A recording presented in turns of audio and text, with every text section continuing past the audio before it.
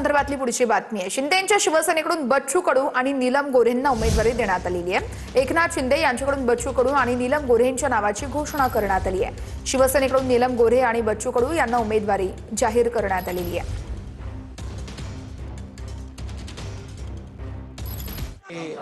बच्चू भाऊ कडू यांचं शिवसेनेमध्ये स्वागत करतो, त्यांना शुभेच्छा देतो। बच्चू भाऊ तसे जुने मूळचे शिवसैनिक, बाळासाहेबांच्या नेतृत्वाखाली काम करणारे शिवसैनिक, सर्वसामान्यांची बांधिलकी नाळ जुळलेला असा नेता आज शिवसेनेमध्ये आलेला आहे।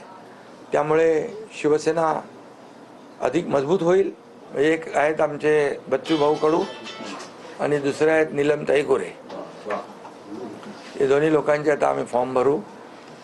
काल संध्याकाळी